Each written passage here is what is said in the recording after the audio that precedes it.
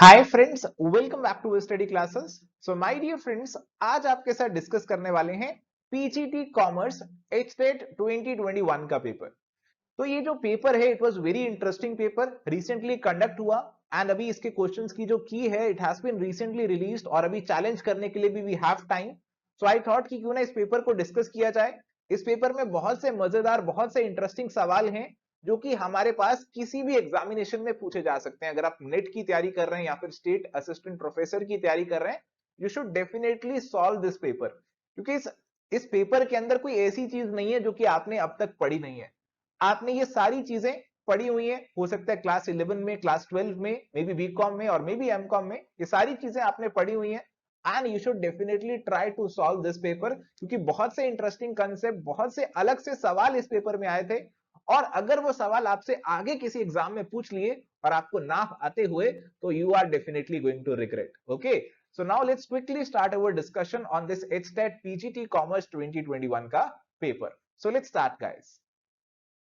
तो आइए friends, let's start our discussion on this very first question. तो ये पहला सवाल हमारे पास है, when adjusted purchase is shown on the debit column of the trial balance. तो आपका जो ट्रायल बैलेंस है उसके अंदर आपको एडजस्टेड परचेज देखने को मिल रहा है। अब एडजस्टेड परचेज का मतलब है कि परचेज के अंदर कुछ एडजस्टमेंट हुई हुई है। किसकी एडजस्टमेंट हुई हुई है? देखो, आपके पास दो तरीके हैं सोचने के। आप ऐसा सोच सकते हो कि इसके अंदर आपका केवल ओपनिंग स्टॉक एडजस्ट हुआ है। आप ऐसा भी सोच सकते हो कि इसके अंदर आपका ओपनिंग और क्लोजिंग स्टॉक दोनों आपने एडजस्ट कर दिए। तो मेन अप्रोच, पॉपुलर अप्रोच मुझे यही लगी कि आपने दोनों को एडजस्ट कर दिया। और मुझे ऐसा काफी बुक्स में भी देखने को मिला, काफी सोर्सेस में देखने को मिला। और ऐसा एक सोर्स मैंने आपके लिए भी यहाँ पे लिंक में डाल दिया है।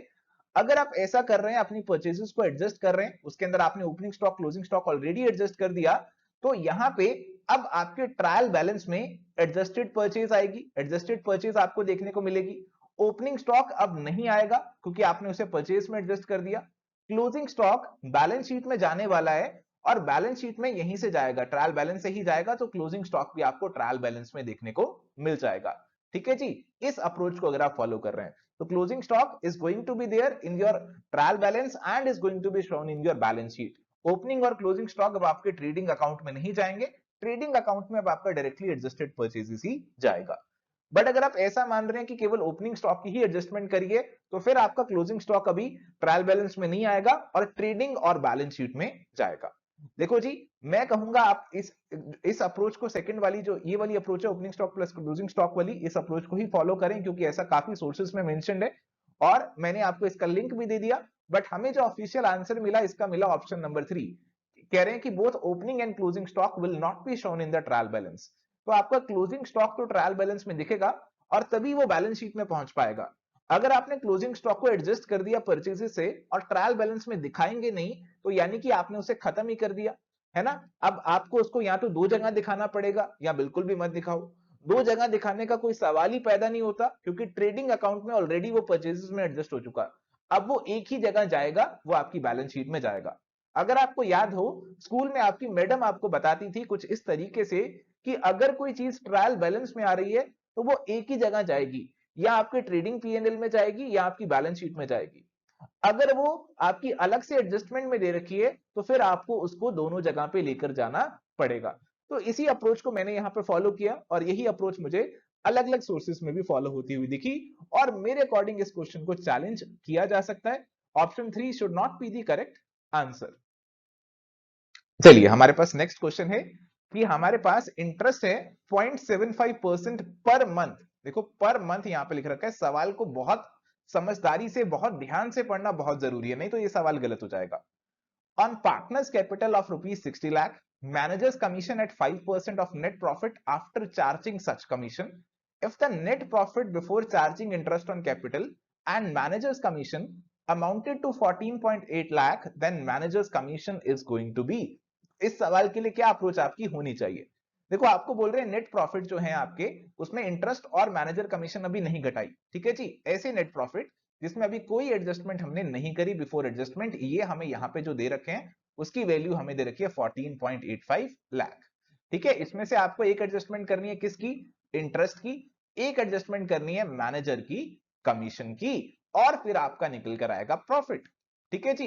अब देखो बात यहां पे कुछ ऐसी रही कि हमें कहा गया कि जो मैनेजर की कमीशन है it is 5% after charging such commission.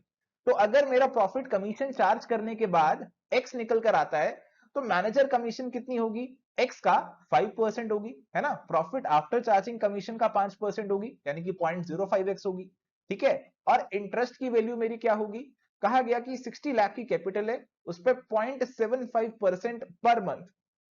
पूरे साल का अगर मैं आपको कहूं तो पूरे साल के लिए ये अमाउंट कितना हो जाएगा सर, पूरे साल के लिए ये अमाउंट आपका 9% हो जाएगा।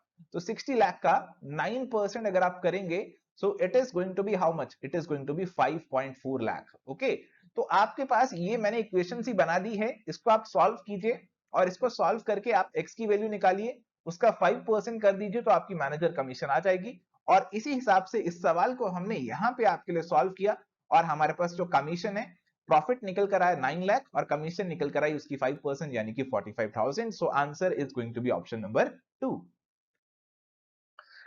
चलिए अगला सवाल है, cost incurred in providing goods and services is called. तो सवाल मुझे थोड़ा सा एम्बिगुअस लगा, इसका आंसर इन्होंने एक्सपेंसेस दिया है, मुझे थोड़ा सा एम्बिगुअस लगा कि हाँ एक्सपेंसेस बोल सकते हैं, बट कुछ सवाल मुझे जमा नहीं। आपको क्या लगा इस सवाल के बारे में, जरूर डिस्कस कीजिए हमारे साथ कमेंट सेक्शन के थ्रू। अगला सवाल बहुत ही आसान है, historical cost is used for recording value of purchases of an asset because dash applies. तो आप किसी भी एसेट को उसकी हिस्टोरिकल कॉस्ट पे रिकॉर्ड करते हैं because of the cost concept. ये आपसे कहते हैं कि जो आपने कॉस्ट लगाई थी, जिस एसेट को जिस दाम पे खरीदा था, जिस हिस्टोरिकल कॉस्ट पे खरीदा था, आप उसी पे से रिकॉर्ड करते चलिए। Answer is option 3। Next question है कि at the time of dissolution of the firm following payments are due. 4 payments due हैं, पार्टनर का लोन है, क्रेडिटर्स हैं आपके गुड्स के, और कुछ एक्सपेंसेस हैं सेलिंग ऑफ एसेट से जुड़े हुए, और फिर आपके पास है पार्टनर्स की कैपिटल। एज पर सेक्शन 48 आप इन्हें किस ऑर्डर में बांटेंगे, डिस्ट्रीब्यूट करेंगे। देखो जी, अगर हमें डिसोल्यूशन करना है तो हमें एक ऑर्डर फॉलो करना पड़ेगा। सबसे पहले आएगी बाहर वालों की लायबिलिटी, और फिर आएगी हमारे पार्टनर्स की लायबिलिटी, और फिर उनकी कैपिटल आएगी। आप सबसे पहले क्या करेंगे, डिसोल्यूशन के टाइम पर जो हमारे एसेट्स हैं आप उनको बेचेंगे, उनके जो बेचने का खर्चा होगा वो भी आपको उसमें से लेस करना पड़ेगा, और फिर आपके पास जो नेट अमाउंट आएगा आप उसे बांटेंगे अलग अलग क्रेडिटर्स को और पार्टनर्स को। सबसे पहले जो आपके बाहर वाले क्रेडिटर्स हैं उनको देंगे, फिर आपका जो पार्टनर का लोन है उसको चुकाएंगे, और फिर आपकी पार्टनर की कैपिटल की बारी आएगी। तो यहाँ पे सबसे पहले जो एसेट्स को बेचने का खर्चा है उसे इंक्लूड कीजिए, पहले आपका 3 आएगा, फिर आपके आ जाएंगे क्रेडिटर्स फॉर गुड्स यानी कि 2 आपका आ जाएगा, और फिर आपका पार्टनर का लोन, और फिर आपका कैपिटल, और आंसर ऑप्शन नंबर 1 जो है वो बन जाएगा। चलिए अगला सवाल है, बहुत ही इंटरेस्टिंग सवाल है कि 1 लाख जो है it is net cell of a concern during 2021, inventory turnover is 4 times, calculate the inventory at the end. देखो इस सवाल में भी कुछ सेंस ही नहीं बन रही है, बस इस 1.5 times of that is the beginning. देखो ऐसे नहीं लग रहा कुछ मिसिंग है सवाल के अंदर, बट जितना समझ में आ रहा है उससे सवाल को सॉल्व करें तो आंसर निकल जाएगा। चलिए इन्वेंट्री टर्नओवर रेशियो के अंदर आपको ऊपर क्या लेना होता है, कॉस्ट ऑफ गुड्स सोल्ड, या फिर अब नेट सेल्स लेनी पड़ेंगी। नेट सेल्स आपने ली, डिवाइड करते हैं इसे एवरेज स्टॉक से, और इसे हमें 4 बता रखा है, ठीक है जी। तो एवरेज स्टॉक हमारा कितना हो गया, यहाँ पे 25,000 हो गया। एवरेज स्टॉक का मतलब है opening stock plus closing stock divided by 2, ये आपका 25,000 हो गया। तो opening stock plus closing stock जो है it is going to be your 50,000, ठीक है जी। अब मुझे बोला गया कि इन्वेंट्री एट द एंड जो है it is 1.5 times of the opening inventory, तो क्लोजिंग स्टॉक जो है वो ओपनिंग स्टॉक का 1.5 टाइम्स है, तो इसको मैं 1.5 ओपनिंग स्टॉक लिखता हूं और लिखता हूं 50,000। इनको ऐड किया it becomes 2.5 opening stock is equal to 50,000। Opening stock क्या निकल कर आया सर, आपकी हैंडराइटिंग नहीं थोड़ी सी समझ में आ रही, चलिए थोड़ा सा चला लीजिए, एडजस्ट कर लीजिए। ओपनिंग स्टॉक जो है वो हमारे पास क्या निकल कर आएगा, it is going to come out to 20,000। Okay, ये आपका 20,000 निकल कर आएगा। क्लोजिंग स्टॉक कितना होगा इसका 1.5 टाइम्स, यानी कि वो आपका हो जाएगा यहाँ पे कितना हो जाएगा, क्लोजिंग स्टॉक जो है वो यहाँ पे आपका हो जाएगा 30,000। सो यहाँ पे क्लोजिंग ओपनिंग स्टॉक 20 और क्लोजिंग स्टॉक आपका 30 आएगा। So answer should be option number 2। But again यहाँ पे इन्होंने हमें ऑप्शन जो दिया है वो ऑप्शन नंबर 1 आंसर दिया है। Again it seems to me कि इसमें कुछ गड़बड़ है, और इस सवाल को भी चैलेंज आप कर सकते हैं। आपको क्या लगता है कि इस सवाल को चैलेंज करना चाहिए या नहीं करना चाहिए? आपका जो ओपिनियन है जरूर डिस्कस कीजिए हमारे साथ कमेंट सेक्शन के थ्रू। अगर आपको लग रहा है कि इस सवाल को किसी और तरीके से सॉल्व कर सकते थे और आंसर उससे मैच कर जाता, तो वो भी आप हमारे साथ जरूर डिस्कस कीजिएगा। चलिए हमारे पास अगला सवाल है, immediate recognition of losses is related to. तो आप अपने जो लॉसेस हैं उनको फटाफट से रिकॉग्नाइज कर लेते हैं क्योंकि आप कंजर्वेटिव है, आप कंजर्वेटिज्म कन्वेंशन को फॉलो करते हैं। So answer is option number 1। अगला सवाल है, which of the following is recorded in journal profit. तो अगेन देखो कितना गड़बड़ लिख दिया यहाँ पे, ये जर्नल प्रॉफिट नहीं जर्नल प्रॉपर होता है, तो ट्रांसलेशन वगैरह भी एकदम सही से नहीं करी हुई है, तो पेपर में ऐसी कुछ खामियां देखने को मिली जो कि अच्छी बात नहीं है। ऑप्शंस हैं, goods used for personal purpose, opening और closing entries, loss of goods by fire. ये सभी एंट्रीज आप जर्नल प्रॉपर से करते हैं और इसीलिए answer is going to be option number 4। चलिए अगला सवाल है, ए और बी पार्टनर्स हैं फर्म के अंदर और प्रॉफिट्स को शेयर करते हैं 3:2 की रेशो में। अब हमने सी को भी एडमिट कर लिया और सी को 3/20 जो है वो हम शेयर देने वाले हैं और सी को 1/3 ऑफिस शेयर मिला बी से। तो सी का शेयर है 3/20, इसका जो 1/3 है वो यहाँ पे किससे मिल रहा है उसको, इसका 1/3 उसको मिल रहा है बी से। तो बी से कितना मिल रहा है जी, इसका 1/3 करोगे तो ये 1/20 हो जाएगा। ठीक है, तो 1/20 इसको किससे मिल रहा है, बी से मिल रहा है। A surrenders 1/6 of his share to C. तो ए का शेयर अभी कितना है, ए का है 3/5, वो कितना सरेंडर कर रहा है यहाँ पे सी को, अपना 1/6। तो इसको 1/6 करेंगे, so it is going to come out to 1/10 और इसे हम 2/20 भी बोल सकते हैं। अगर कॉमन डिनोमिनेटर 20 बनाना है तो 2/20 भी लिख सकते हैं। फिलहाल हम देखते हैं कि हमें क्या करना है इस सवाल में। हमें नई रेशो निकालनी है फर्म की, नई रेशो निकालना चाह रहे हैं। तो ए के बारे में अगर हम सोचें तो ए का 3/5 था, 1/6 उसने दे दिया, तो अब उसके पास कितना बचेगा, फिर 1/6 दे दिया तो 5/6 बच जाएगा। तो अगर आप 5/6 सोचेंगे तो कितना होगा, तो ए का शेयर मेरे पास कितना बच जाएगा सर, ए का शेयर मेरे पास बचेगा 3/5 का 5/6 बचेगा। यानी कि मेरे पास ये बचेगा 1/2। 1/2 को अगर 20 कॉमन डिनोमिनेटर बनाना है तो मैं यहाँ पे 10/20 भी लिख सकता हूँ।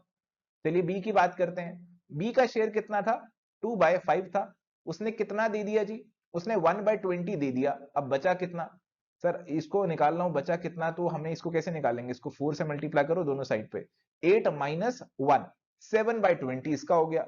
और हमें ये तो पता ही है कि सी का ऑलरेडी 3/20 है। ठीक है, तो ए का 10/20, बी का 7/20 और सी का 3/20, तो रेशो क्या बनी 10:7:3। So answer is going to be option number 1। चलिए अगला सवाल है, gain from sale of capital assets need not be added to revenue to ascertain the dash of business. देखो ये जो आपको कैपिटल एसेट्स को बेचकर गेन मिला, तो ये आपका ऑपरेटिंग गेन नहीं है। तो अगर आपको ऑपरेटिंग प्रॉफिट निकालना है तो फिर आप इसको ऐड नहीं करेंगे, इसको कंसीडर नहीं करेंगे। So answer is option 4। अगला सवाल है, which method of depreciation is followed to have a uniform charge for depreciation and repairs and maintenance together. अब देखो इस सवाल में अगर सवाल यहीं पे खत्म हो जाता है डेप्रिसिएशन पे ही, यूनिफॉर्म चार्ज ऑफ डेप्रिसिएशन, तो सीधा सीधा आपका आंसर हो जाता fixed instalment method, straight line method आप कह सकते थे। बट अब सवाल कह रहा है कि यूनिफॉर्म चार्ज है डिप्रिसिएशन और रिपेयर एंड मेंटेनेंस, और शब्द लिखा टुगेदर, दोनों को मिलाकर फिक्स्ड हो रहा है। एक बात को समझिए कि जब भी हमारा कोई मशीनरी या कोई एसेट होती है, शुरू के टाइम में शुरू के टाइम में उस पर रिपेयर और मेंटेनेंस कैसी होती है सर, शुरू के टाइम की बात करें तो कम होती है, और बाद में जो रिपेयर एंड मेंटेनेंस का खर्चा है हमारा बढ़ जाता है। ठीक है, और अगर मैं डेप्रीसिएशन की बात करूं, ठीक है, डेप्रीसिएशन की अगर मैं बात करूं तो डेप्रीसिएशन हमारी रिटर्न डाउन वैल्यू मेथड के अंदर, रिड्यूसिंग बैलेंस मेथड के अंदर शुरू के सालों में ज्यादा होती है क्योंकि वैल्यू ज्यादा है, और बाद के सालों में क्योंकि वैल्यू कम हो जाती है, कम वैल्यू पे कम डेप्रीसिएशन लगती है, तो डेप्रीसिएशन कम हो जाती है। तो ओवरऑल इफेक्ट देखिए आप कैसा रहा, ओवरऑल इफेक्ट हमारा रहा कि हमारा जो चार्ज रहता है प्रॉफिट के अगेंस्ट वो यूनिफॉर्म रहता है। डेप्रीसिएशन शुरू में ज्यादा, रिपेयर कम, और बाद में डेप्रीसिएशन कम, रिपेयर ज्यादा, तो चार्ज जो टोटल लगा वो हमारा कहीं ना कहीं यूनिफॉर्म रहा। ठीक है जी, और इसीलिए हमारे पास जो आंसर बनेगा it is going to be option number 1, reducing balance method. अगला सवाल है, which of the following is an example of deferred revenue expenditure, specific research expenses, special advertisement expenses, heavy expenses for transferring business at suitable place। तो ये आपके सभी deferred revenue expenses हो सकते हैं, बहुत भारी खर्चा, और आप इनको डेफर कर सकते हैं, और इसीलिए आंसर आप ऑप्शन नंबर 4 जो है यहाँ पे आसानी से लगा सकते हैं। तो चलिए यहाँ पे हमारे पास एक सवाल है, trademark is a dash, trademark क्या है। ट्रेडमार्क प्यारे दोस्तों एक एसेट है और एसेट का अकाउंट रियल अकाउंट होता है और साथ ही ट्रेडमार्क जो है वो इनटेंजिबल एसेट की कैटेगरी में आता है क्योंकि हम यहाँ पे इसे छू नहीं सकते, इसे टच और फील नहीं कर सकते, but still it is going to be there. So now the answer is going to be option number 2. Next question is, which of the following statement is true? Options are, amount set apart to meet future losses due to known liabilities, amount of which cannot be determined properly is called provision. तो यहाँ पे कहा गया कि हमारे पास एक known liability है but उसका अमाउंट हम प्रॉपरली डिटरमाइन नहीं कर सकते.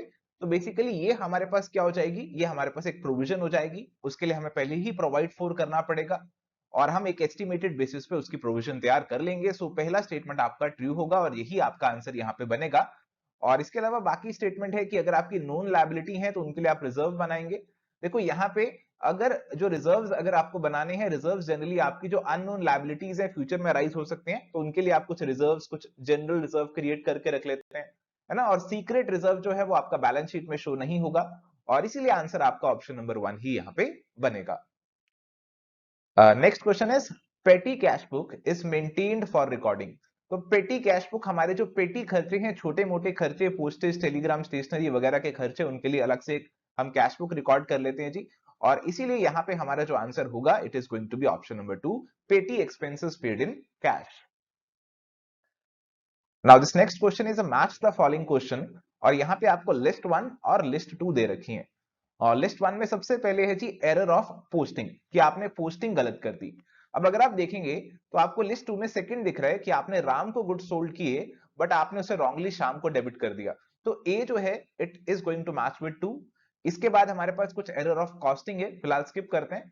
फिर है जी एरर ऑफ प्रिंसिपल. प्रिंसिपल की गलती आपकी क्या होगी, जैसे आपने वेजेस जो कंस्ट्रक्शन के लिए दिए उसे वेजेस अकाउंट में डाल दिया, आपको उसे कंस्ट्रक्शन में ही इंक्लूड करना चाहिए था. तो इसीलिए आपका सी जो है it is going to match with 4. तो A2 और C4 से ही अगर हम कोई मैचिंग कर लें, सो लेट्स सी. तो यहाँ पे हमारे पास जो ऑप्शन नंबर जो 3 है वो हमारे पास आंसर बन जाता है A2 और C4 से. बाकी की मैचिंग भी आप करेंगे, so it is going to be justified.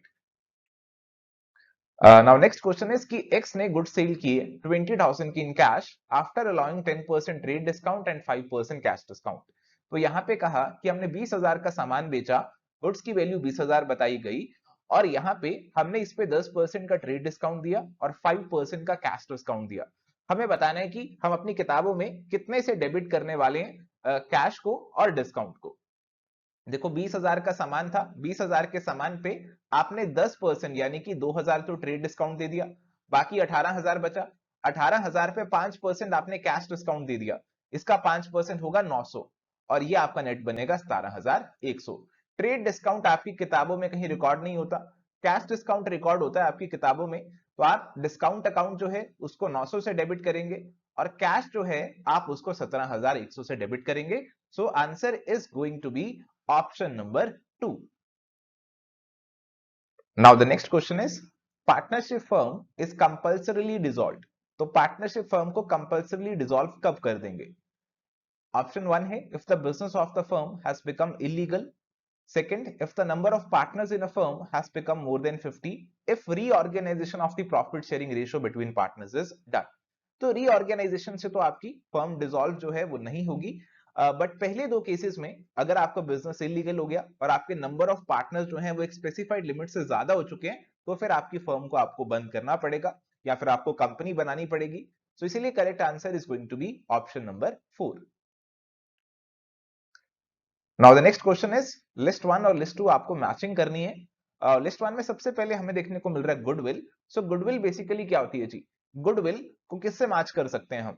तो यहाँ पे अगर आप ऑप्शंस देखेंगे तो पहला वाला जो है वही सही लग रहा है, purchase consideration minus net assets.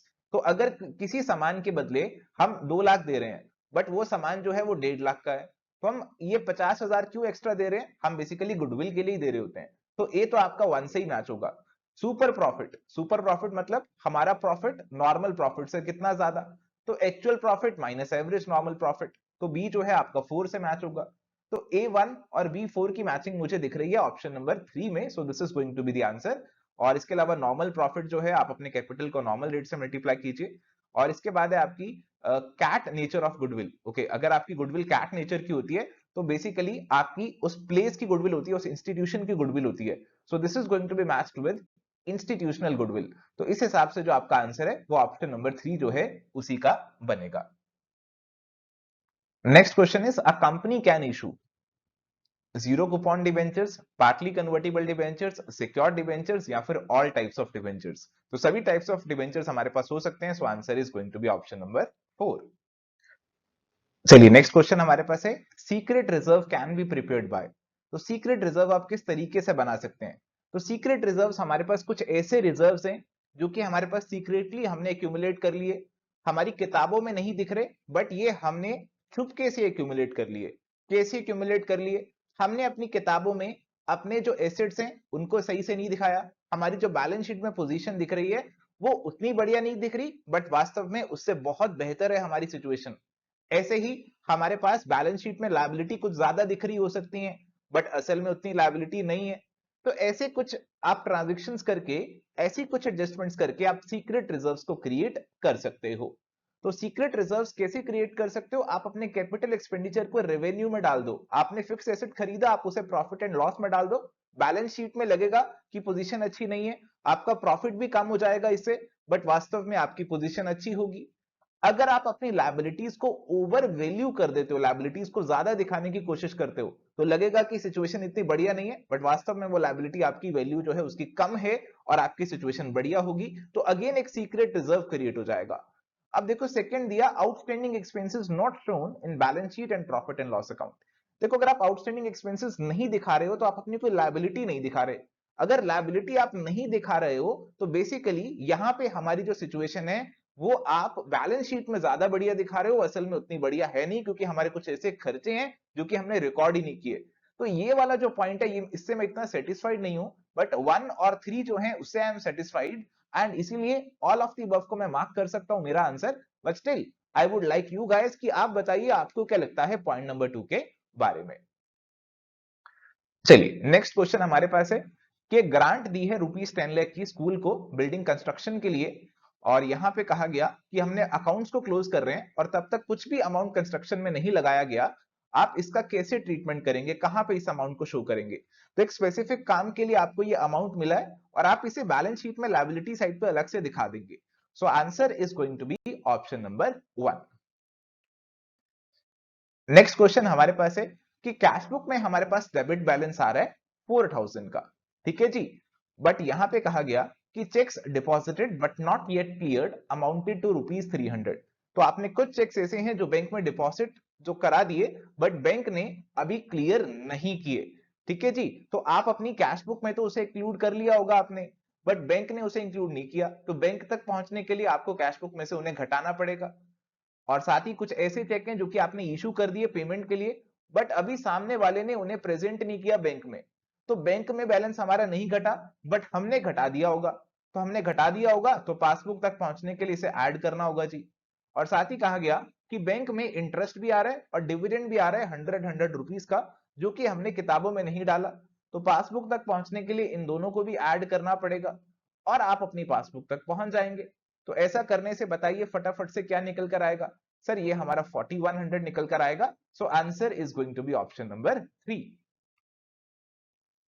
चलिए नेक्स्ट सवाल हमारे पास है, हमें इंफॉर्मेशन दी है कि ओपनिंग स्टॉक आपका है 2,13,000, परचेजेस हैं 16,55,000 की, सेल्स हमारे पास है 21,32,000 की, कैरेज इनवर्ड है 32,500 का, कैरेज आउटवर्ड है 38,600 का, रिटर्न इनवर्ड हमारे पास है 42,000। रिटर्न इनवर्ड क्या होता है? रिटर्न इनवर्ड मतलब हमने जो सामान बेचा वो वापिस आ गया, वो इनवर्ड आ गया यानी कि वापिस आ गया। तो आपकी ये सेल रिटर्न है 42,000। ग्रॉस प्रॉफिट का रेट है 25% ऑन कॉस्ट, तो क्लोजिंग स्टॉक की वैल्यू आपकी क्या होने वाली है? देखो जी सीधा सीधा आपको कॉस्ट ऑफ गुड सोल्ड पहले निकालना होगा। कॉस्ट ऑफ गुड सोल्ड कैसे निकालोगे? देखो आपको सेल्स के बारे में बता रखा है कि 21,32,000 आपकी सेल है और सेल रिटर्न इसमें से आपको घटानी पड़ेगी। सेल रिटर्न घटाने के बाद ये कितना बचेगा? 21,32,000 में से आप 42,000 घटा दोगे, so it is going to be 20,90,000, ये आपकी नेट सेल आएगी। अब हमें कहा गया कि हमारे पास जो जीपी है it is 25% of cost. Cost का 25% मतलब हमारे पास सेल का 20%। तो सेल का 20% कर दीजिए तो आपके पास जीपी निकल कर आ जाएगा। इस जीपी को अपनी सेल में से घटा देंगे, माइनस कर देंगे, तो आपके पास कॉस्ट ऑफ गुड सोल्ड आ जाएगा। और एक कॉस्ट ऑफ गुड सोल्ड का फॉर्मूला जो है आप उससे इक्वेट कर दीजिए। फॉर्मूला क्या होता है? Opening stock plus purchases plus any direct expenses that you are incurring minus your closing stock. तो यहाँ पे सारी चीजें हमारे पास हैं सिवाय क्लोजिंग स्टॉक के, तो उसकी वैल्यू आपके पास निकल कर आ जाएगी। ध्यान रखिए कि आपके जो डायरेक्ट एक्सपेंसेस हैं उसमें आप केवल कैरेज इनवर्ड को ही लेते हैं, कैरेज आउटवर्ड को आप नहीं लेते हैं। ठीक है जी, तो इस हिसाब से इस सवाल को हमने सॉल्व किया। यहाँ पर हमने अपनी कॉस्ट से सीओजीएस जो हमने निकाला, सीओजीएस को इस फॉर्मूला से इक्वेट किया, और हमारे पास जो क्लोजिंग स्टॉक निकल कर आया वो यहाँ पे क्या निकल कर आया?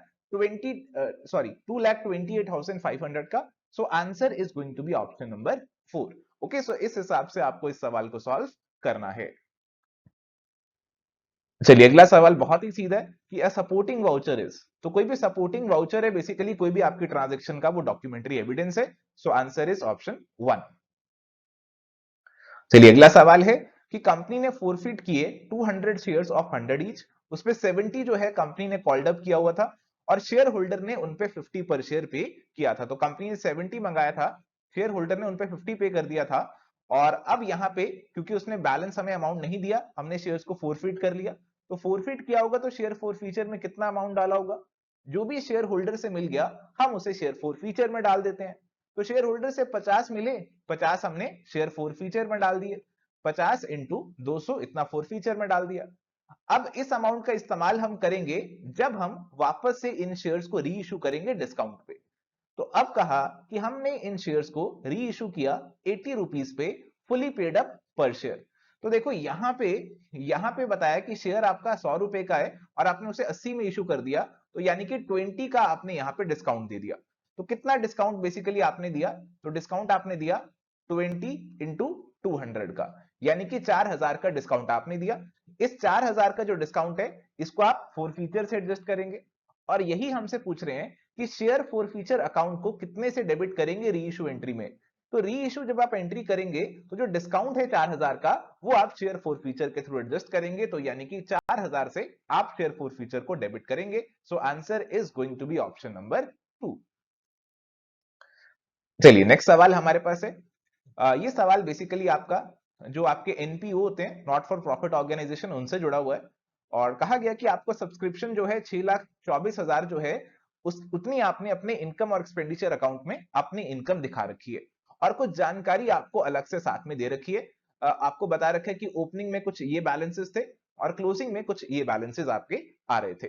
ठीक है, आपको बताना है कि आपको सब्सक्रिप्शन साल में मिली कितनी होगी। देखो बिल्कुल लॉजिकली सोचते हैं कि मैंने अपनी इनकम दिखा रखी है कितनी? 6,24,000 की। ठीक है जी, 6,24,000 की मैंने ये इनकम दिखा रखी है। अब कहा गया कि ऐसी कुछ सब्सक्रिप्शन है जो अभी भी आउटस्टैंडिंग है, जो आपको मिली नहीं है। 69,000 की है वो अभी भी, तो 69,000 मैं इसमें से घटा दूंगा। ठीक है, तभी मुझे पता चलेगा मुझे मिली कितनी। और कुछ ऐसी है जो कि साल के शुरू में आउटस्टैंडिंग थी, वो मुझे इस साल मिल गई होगी, तो इस 55,000 को मैं इसमें ऐड कर दूंगा। और साथ ही कहा गया कुछ सब्सक्रिप्शन आपको एडवांस में मिल गई। कितनी एडवांस में मिली? हमें इस साल 35,000 एडवांस में मिली, तो उस 35,000 को मैं यहां पे ऐड करूंगा। बट पिछले साल भी कुछ एडवांस में मिल गई थी 31,000 की, तो वो अब मुझे नहीं मिली होगी बट मेरी इनकम में ऐड होगी। तो नहीं मिली होगी तो मुझे इनकम में से घटानी पड़ेगी। तो ऐसा करके आप अपने आंसर तक आसानी से पहुंच सकते हैं। तो नेट अगर आप इनका इफेक्ट देखेंगे तो कितना आपको नेट लेस करना है? नेट आपको इसमें से 10,000 लेस करना है, और आपका आंसर निकल कर आ जाएगा 6,14,000, यानी कि option number 3 is going to be the answer.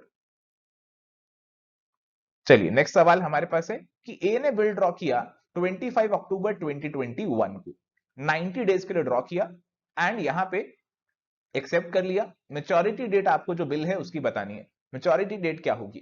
देखो 25 अक्टूबर को एक्सेप्ट किया गया है बिल, तो अगर आपको नंबर ऑफ डेज के अंदर आपका मेच्योरिटी पीरियड निकालना होता है तो आपको कुछ प्रिंसिपल्स फॉलो करने होते हैं जी। क्या प्रिंसिपल फॉलो करने होते हैं? पहले तो जिस दिन ड्रॉ किया उस डेट को आप इंक्लूड नहीं करते। ठीक है, 25 अक्टूबर को इंक्लूड नहीं करेंगे, अक्टूबर के जो 6 डेज बचे उनको कंसीडर करेंगे। फिर हमारे पास नवंबर के 30 डेज आ गए, दिसंबर के 31 हो गए, तो टोटल ये हमारे पास कितने हो गए? अभी तक हमारे पास ये 61 67 हो गए। हमें 90 तक पहुंचना है, तो अभी इसमें मुझे 23 और ऐड करना है। तो 23 अगर मैं इसमें और जोड़ दूंगा तो मैं 23 जनवरी तक पहुंच जाऊंगा, 23 जनवरी तक पहुंच जाऊंगा। और साथ ही हमें 3 ग्रेस के डेज भी ऐड करने होते हैं, 3 डेज ऑफ ग्रेस भी ऐड करने पड़ते हैं। तो इसमें 3 ऐड कर दूंगा तो मैं 26 तक पहुंच जाऊंगा। बट 26 जनवरी तो हम सभी जानते हैं 26 जनवरी इज अ पब्लिक हॉलीडे, छुट्टी होती है। और अगर ऐसा होगा तो आपकी जो ड्यू डेट है वो एक दिन पहले शिफ्ट हो जाती है, तो 26 की बजाय आपकी डेट जो है 25 जनवरी हो जाएगी। So answer is going to be option number 2। चलिए नेक्स्ट सवाल हमारे पास है। सवाल जो प्रैक्टिकल वाले हैं ना बहुत ट्रिकी से हैं, मतलब इतने आसान नहीं है, थोड़ी कैलकुलेशन उनमें करनी पड़ रही है। तो ये अच्छा लगा मुझे इस पेपर के बारे में, और इसीलिए मैं आपके साथ ये पेपर डिस्कस कर रहा हूं। ए, बी और सी पार्टनर्स हैं, और यहां पे कहा गया कि उनके ओपनिंग कैपिटल आपको दे रखे हैं। कितने दे रखे हैं? 50,000 के, 60,000 के और 70,000 के हमें यहां पे दे रखे हैं। और ए ने एडिशनल कैपिटल इंट्रोड्यूस किया 20,000 का 3 महीने के बाद, बी ने 25,000 का 6 महीने के बाद, और सी ने 30,000 का 9 महीने के बाद। और साल के अंत में प्रॉफिट है 25,800, और इनको डिस्ट्रीब्यूट करना है उनकी कैपिटल रेशो में। आपको ए का प्रॉफिट शेयर बताना है। तो अब कैपिटल की रेशो निकालने के लिए यहां पे कुछ पंगा ये है कि आपको बता रखा है कि आपने जो कैपिटल को इंट्रोड्यूस किया वो 3 महीने, 6 महीने और 9 महीने बाद किया। तो शुरू वाली कैपिटल तो बिल्कुल ठीक है ए बी सी की, बट हमें जो एडिशनल कैपिटल इंट्रोड्यूस करी उसको यहाँ पे उनके महीने जो हैं उसके अकॉर्डिंग अपोर्शन करना पड़ेगा, उनको वेट देने पड़ेंगे कितने महीनों के लिए वो बिजनेस में इन्वेस्टेड रहा उसके अकॉर्डिंग। तो ऐसे ही सवाल को हमने अप्रोच किया। तो देखिए जैसे हम ए की बात करें तो 50,000 शुरू में थे, और उसने 20,000 और लगाए जो कि 9 महीने तक बिजनेस में लगे रहे, तो हमने इसे 9/12 से मल्टीप्लाई किया। ऐसे ही बी के केस में, ऐसे ही सी के केस में जो टोटल निकला, हमने इस प्रोपोर्शन में अपने प्रॉफिट्स जो हैं 25,800 इसको यहां पे डिवाइड किया। तो ए के निकालने थे तो 25,800 इंटू ए का 65,000 डिवाइडेड बाय इन तीनों का टोटल 2,15,000, तो ये मेरे पास 7,800 निकल कर आया। सो answer is option number A. चलिए नेक्स्ट क्वेश्चन है कि ए, बी और सी आपके फर्म में पार्टनर्स हैं, और सी जो है यहाँ पे रिटायर हो गए, उनके ड्यू सेटल नहीं हुए, रिमेनिंग पार्टनर बिजनेस को कंटिन्यू कर रहे हैं। सी जो है एंटाइटल्ड हैं क्या लेने के लिए? अपनी फाइनल सेटलमेंट तक। तो यहाँ पे सी के पास दो ऑप्शन है, या तो वो इंटरेस्ट ले लें at the rate of 6% per annum, या फिर प्रॉफिट का शेयर ले लें in proportion to his capital. Okay, in proportion to his capital, proportionate to the proportionate to the total capital of the firm. तो 1 और 3 दो आपके पास ऑप्शन है। So answer is going to be option number 4। Next question है dash is a communication that flows from higher level to one और more lower level. तो ऊपर से नीचे आ रहे हैं तो सीधा सीधा downward communication. Answer is option 1। Next question है जी सिचुएशनल मॉडल ऑफ लीडरशिप।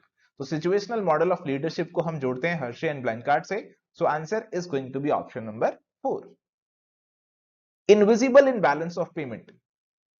तो बैलेंस ऑफ पेमेंट के अंदर क्या होता है जी? एक आपका करंट अकाउंट होता है और एक आपका कैपिटल होता है। करंट के अंदर हमारे पास फर्दर विजिबल भी आते हैं और आपके इनविजिबल भी आते हैं। तो इनविजिबल के अंदर, विजिबल तो आपका जो मर्चेंडाइज है, गुड्स है, उसका हो गया। इनविजिबल बेसिकली आपके जो सर्विस ट्रांजैक्शंस है उनका हो जाएगा, और इसीलिए answer is going to be option number 2। Next है जी factor causing unethical conduct in management. तो मैनेजमेंट में अनएथिकल कंडक्ट कौन से फैक्टर की वजह से हो सकता है? तो अगर इकोनॉमिक ग्रीड आ जाए, अगर लालच आ जाए, आर्थिक लालच आ जाए, तो फिर अनएथिकल कंडक्ट हो सकता है कि अपने लालच के चलते आप दूसरों का नुकसान कर दें। ये बात गलत है। सो आंसर आपका ऑप्शन 1 ही होगा, बाकी तीनों जो है वो आपके आंसर नहीं हो सकते। अगला सवाल है which of the following categories of industries are covered under oil refinery and sugar mills. अब देखो यहाँ पे अलग अलग टाइप्स के इंडस्ट्रीज के बारे में आपसे पूछा जा रहा है। अगर आप बहुत डिटेल में इस सवाल को सोचेंगे तो शायद थोड़ा कंफ्यूज हो जाएंगे। तो सिंपली अगर मैं कहूं कि यहाँ पे प्रोसेसिंग होती है, आपकी अलग अलग प्रोसेसेस से सामान गुजरता है और फिर आपका फाइनल प्रोडक्ट जो है वो निकल कर तैयार होता है, तो हम इसीलिए इसे सीधा सीधा प्रोसेसिंग बोल सकते हैं। So answer is going to be option number 3। Next question है जी which of the following is characteristic of transactional leader. तो देखो जी हमारे पास ट्रांजैक्शनल लीडर भी होते हैं और ट्रांसफॉर्मेशनल लीडर भी होते हैं। ट्रांसफॉर्मेशनल लीडर जो हैं उनके हमारे पास ऐसे 4 फैक्टर्स का जिक्र यहां पे किया हुआ है। कौन कौन से? इंस्पिरेशनल मोटिवेशन हो गया आपका, आपका आइडियलाइज्ड इन्फ्लुएंस हो गया, आपका आपका इंटेलेक्चुअल स्टिमुलेशन हो गया, और आपका इंडिविजुअल कंसीडरेशन हो गया। तो बेसिकली मैनेजमेंट बाय एक्सेप्शन जो है वो हमारा ट्रांसफॉर्मेशनल में नहीं आता, वो हमारा ट्रांजैक्शनल लीडरशिप में आता है कि आपके जो ऐसे ट्रांजैक्शनल लीडर्स होते हैं वो आप में इंटरवीन तभी करते हैं, आपको तभी गाइड करते हैं अगर आपने कुछ गलत किया तो तभी आपको मैनेज वो करते हैं। तो यहां पे इसीलिए appropriate answer is going to be option number 2। चलिए अगला सवाल है, phenomenon in which norms for consensus override the realistic appraisal of alternative action। तो अगर आपको कोई ग्रुप है और ग्रुप में बेसिकली आप ये देख रहे हैं कि सब लोग आपके जो आपका जो कंसेंसस है वो मेंटेन रहे, सब लोग उस बात से एग्री कर दें, चाहे वो बात सही है या गलत है, चाहे वो सबसे बेस्ट ऑल्टरनेटिव है या नहीं है, इस चीज को आप नहीं देख रहे। इस फेनोमेनन को बेसिकली ग्रुप थिंग बोला जाता है। So answer is going to be option number 4। चलिए नेक्स्ट क्वेश्चन है जी, a major characteristic of service which can not be stored for later sale और यूज। तो हम सर्विस को स्टोर नहीं कर सकते बाद में यूज करने के लिए, इस्तेमाल करने के लिए। तो सर्विस आपकी पेरिशेबल होती है, उसे स्टोर नहीं कर सकते, उसी समय वो आपकी कंज्यूम करनी होती है। नेक्स्ट सवाल है कि बिजनेस एनवायरनमेंट का कौन सा एलिमेंट नहीं है। बहुत सीधा आसान सवाल, अगर आपको पेसल के बारे में पता है तो उसके हिसाब से आप आसानी से मार्क कर सकते हैं कि हिस्टोरिकल कोई एलिमेंट नहीं होता। So answer is going to be option number 3। Next सवाल है, एथिक्स में बी डिफाइंड एज। तो एथिक्स को कैसे डिफाइन करेंगे? तो अगर आप सभी ऑप्शंस को पढ़ेंगे, कोड ऑफ कंडक्ट कि आपको कैसा कंडक्ट करना चाहिए, उसको आप एथिक्स से रिलेट कर सकते हैं, बाकी से तो आप बिल्कुल भी रिलेट ही नहीं कर पाएंगे। सो आंसर इज ऑप्शन 2। चलिए अगला सवाल है, वैल्यू बेस्ड प्राइसिंग के ऊपर। तो वैल्यू बेस्ड प्राइसिंग के अंदर बेसिकली आप क्या करते हैं? देखो हमारे पास दो अप्रोचेज हैं, एक है कॉस्ट बेस्ड प्राइसिंग, एक है वैल्यू बेस्ड प्राइसिंग। तो कॉस्ट बेस्ड प्राइसिंग के अंदर तो आप अपने प्रोडक्ट को डिजाइन करते हैं, फिर आप उसकी कॉस्ट डिटरमाइन करते हैं, उसकी कॉस्ट के बेसिस पे प्राइस रखते हैं और उस प्राइस में प्रॉफिट ऐड करके कंज्यूमर को बेच देते हैं। उनको कन्विंस करते हैं कि आपका प्रोडक्ट ले लें, उसमें अंदर उसके अंदर उनको जो वैल्यू चाहिए, जो उनकी रिक्वायरमेंट है वो पूरी हो जाएगी। बट वैल्यू बेस्ड प्राइसिंग के अंदर हम पहले कंज्यूमर को देखते हैं, उसकी वैल्यू को असेस करते हैं कि क्या उसकी वैल्यू रिक्वायरमेंट है, और उसके हिसाब से हम सामान का टारगेट प्राइस डिसाइड करते हैं। और प्राइस डिसाइड करने के बाद हम कोशिश करते हैं कि हमें इस कॉस्ट में इस प्रोडक्ट को बनाना है, और फिर हम उस प्रोडक्ट को तैयार करते हैं अपने टारगेट प्राइस पे। तो यहां पे आपकी जो करेक्ट मैचिंग होगी, आपका जो करेक्ट सीक्वेंस होगा, it is going to be in option number 1 कि पहले कस्टमर को देख रहे हैं, उसकी वैल्यू को देख रहे हैं, और फिर हम यहां पे अपना जो टारगेट प्राइस जो है वो डिटरमाइन कर रहे हैं, और फिर उसी कॉस्ट में अपने प्रोडक्ट को तैयार कर रहे हैं। So one seems to be most appropriate to me. आपको अगर कुछ और लगता है तो जरूर डिस्कस कीजिए हमारे साथ कमेंट सेक्शन में। चलिए अगला सवाल है, social responsibility of the business is. तो देखो मेरे को ना कई सवालों में ऐसा लगा कि आपको हिंदी पढ़नी पड़ती है, कई बार ना मुझे प्रॉपर सेंस ही नहीं बनती क्वेश्चन की। तो कई सवालों में ऐसा लगा कि आप हिंदी को पढ़ रहे हैं तभी आपकी प्रॉपर सेंस बन रही है, तो हिंदी वाला भी मैंने साथ ही यहाँ पे इंक्लूड कर लिया। व्यवसाय का सामाजिक उत्तरदायित्व है, कैसा है जी आपका? बहुआयामी, यानी कि मल्टीपल डायमेंशन है इसकी, इसकी मल्टीपल डायमेंशन है। जो आपकी बिजनेस की सामाजिक रिस्पॉन्सिबिलिटी है उसकी हमारे पास मल्टीपल डायमेंशन है, अलग अलग डायमेंशन है। आपको बहुत सी चीजों को देखना है, आपको एनवायरनमेंट को देखना है, सोसाइटी को देखना है, कस्टमर को देखना है, बहुत सी चीजें हैं। So answer is option number 4। Human objective of business. तो बिजनेस का ह्यूमन ऑब्जेक्टिव क्या होगा जी? देखो आपके 2, 3, 4 तो ह्यूमन से कहीं डील ही नहीं कर रहे। आपका जो 1 है वो लेबर वेलफेयर और सेफ्टी, वो डायरेक्टली आपका ह्यूमन से लिंक कर रहा है, और इसीलिए आंसर होगा ऑप्शन नंबर 1।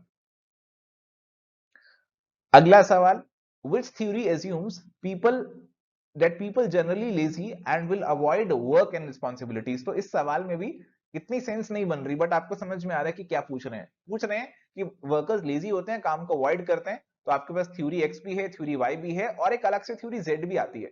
तो थ्योरी एक्स और वाई मैकग्रेगर की थ्योरीज हैं। थ्योरी एक्स में माना जाता है कि वर्कर हमारे कामचोर हैं, खुद से काम नहीं करते, डंडा दिखा के काम कराना पड़ता है। तो आंसर इज ऑप्शन डी।